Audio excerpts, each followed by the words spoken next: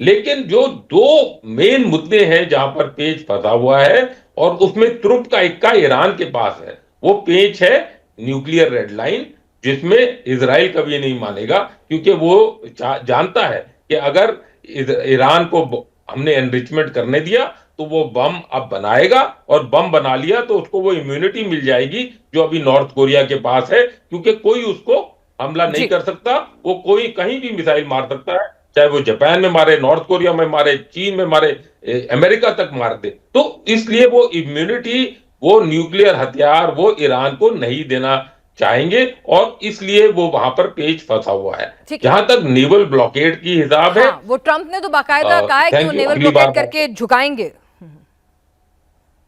तो naval blockade जो करना है उसमें वो अकेले नहीं कर पाएंगे, उसमें उनको अपने दोस्तों और एलाइज की जरूरत पड़ेगी, इसमें नेटो का साथ बहुत जरूरी होगा। और मेरे को लगता है कि उसमें वो और भी, क्योंकि पूरा वर्ल्ड इस इकोनॉमी से की इकोनॉमी इस जो स्ट्रेट ऑफ हॉर्मुज से उस पर असर पड़ता है, तो वर्ल्ड के सभी लोगों को वो बोलेंगे कि अपनी नेवी आप हमको दें, उनमें उनको माइन स्वीपर्स चाहिए, उनको इस तरह के एक टीयर में नहीं होगा, दो टीयर होंगे, आगे ड्रोन खबर रखेंगे कि कौन कौन से जहाज, नेवल जहाज आगे को निकल रहे हैं, फिर पीछे कॉर्वेट्स होंगे, उसके पीछे फ्रिगेट्स होंगी, उसके पीछे डिस्ट्रॉयर्स होंगे, और सबसे पीछे ये उनके जो क्या बोलते हैं, जो पूरा जैसे एंटरप्राइज है और लिंकन है, इस तरह के युद्धपोत होंगे। तो वो सीरीज में इस तरह का जमावड़ा होगा, और इसको करने के लिए सभी देशों को इकट्ठा आना पड़ेगा। इसके साथ साथ ग्राउंड ट्रूप्स और वो जो प्रेशर है वो बढ़ेगा। हो सकता है कि रिजीम चेंज, क्योंकि अगर मेरे को लगा कि इस बार जो स्पीकर थे ईरान की पार्लियामेंट के, उनका जो रुख था वो थोड़ा सा ज्यादा अड़ियल मेरे को लगा। तो हो सकता है कि वो उनके साथ बातचीत ना करें, या उनको हटा के किसी और लीडर के साथ, चाहे वो उनके प्रेसिडेंट हो, चाहे वो उनके ठीक है। फॉरेन मिनिस्टर से बातचीत करें। लेकिन ये प्रेशर बढ़ेगा, लेकिन एकदम से नहीं बढ़ेगा। ये जो है धीरे धीरे इस चीज फायर को थोड़ा और बढ़ाया जाएगा, और पीस को मौका दिया जाएगा, और देना भी चाहिए। चलिए, तो फिर यानी अगला वेन्यू इस्लामाबाद तो नहीं हो सकता है, सीज फायर का एक्सटेंशन होगा और बातचीत अभी और जारी रहेंगी। जहां तक नेवल ब्लॉकेट की बात है तो ट्रंप के अकेले की बस की बात नहीं है, अगर मिलिट्री डायनेमिक्स में आप समझें। लेकिन सवाल यह है कि ट्रंप ने तो पिछली बार ये कह दिया था कि अपना तेल आप खुद लीजिए, मेरा कोई लेना देना नहीं है, ठीक है ना, अपना हिसाब किताब खुद देखिए। तो फिर क्या ट्रंप स्ट्रेट ऑफ हॉर्मुज में इस तरह से अपनी पूरी डिप्लॉयमेंट करेंगे और क्यों करेंगे, इस पर भी हम बातचीत करेंगे। प्रमीत मुखंडे साहब भी कुछ कहना चाह रहे थे हमारे ईरानी एक्सपर्ट रिजवी साहब के बयान पर। जी प्रमीत साहब। देखिए, जो ईरानी हमारे पैनलिस्ट बात कर रहे थे, आई थिंक वो ग्राउंड रियलिटीज से बहुत दूर हैं। वो आज भी इसी तरह से बात करते हैं कि युद्ध के पहले हफ्ते में जो ईरानी एक्सपर्ट बात करते थे, उसी तरह से उनकी रिएक्शन आज भी जारी है।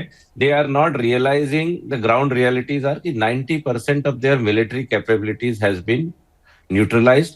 नेवल बेस तो उनका, नेवल कैपेबिलिटीज तो ऑलमोस्ट पूर्ण रूप से 100% खत्म हो गई हैं, जिसमें 150 से ज्यादा उनके नेवल बेसिस खत्म हो गए हैं। प्रमीत और साहब, एक एक हमारे कॉमन डिफेंस सेंस वाला एक्सपर्ट ने सवाल, कहा कि एक अमेरिका कॉमन सेंस वाला मिलिट्रीली, सवाल, 90% जो मुल्क आपने खत्म कर दिया, उसकी सारी मिलिट्री पावर खत्म कर दिया आपने, कौन झूठ बोल रहा है, कौन सच, छोड़ दीजिए, मैं आप ही की बात को सच मान रही हूँ। तो फिर भाई बातचीत किस लिए करनी है, जाके कब्जाइए मुल्क को। ट्रंप को तो ये बहुत पसंद है, स्टाइल है उनका ये।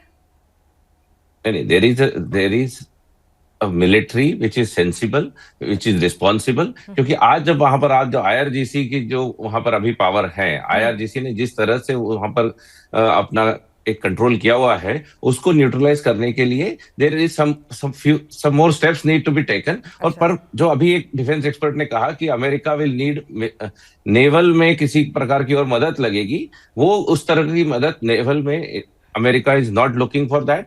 जो हमारे माइन स्वीपर्स हैं और हमारे जो नेवल बेस है, now they have to play a very important role to पिछली बार गेट द ट्रंप नहीं माइन कहा था, स्वीपर्स, मैंने टू नहीं गेट द कहा माइंस सर, ट्रंप क्लियर्ड। नहीं कहा था कि सबको आना चाहिए, मेरे साथ आइए सब लोग, स्ट्रेट ऑफ हॉर्मुज खुलवाने में मेरी मदद कीजिए, सबने मना कर दिया तो व्हाट उन्होंने ही कहा इज जाओ सेइंग अपना इज, तेल खुद देखो। मतलब डिसाइड कर so लीजिए, he या is तो not 90% खत्म he हो is गए, not asking, या फिर मदद चाहिए कि madam, नहीं he चाहिए। मतलब पल में तोशा पल he में माशा, मतलब कैसे चलेगा देश। no, madam, हाँ। he is not asking for a military help. He is saying कि आज सबसे ज्यादा जो इम्पैक्ट हो रहा है, स्टेट ऑफ हॉर्मुज को वेपनाइज अमेरिका ने नहीं किया है, उसको ब्लैकमेल का साधन ईरान ने बनाया है, उसको वेपनाइज किया है, और उससे बाकी दुनिया इम्पैक्ट हो रही है। वहां से तेल अमेरिका नहीं आ रहा है। सो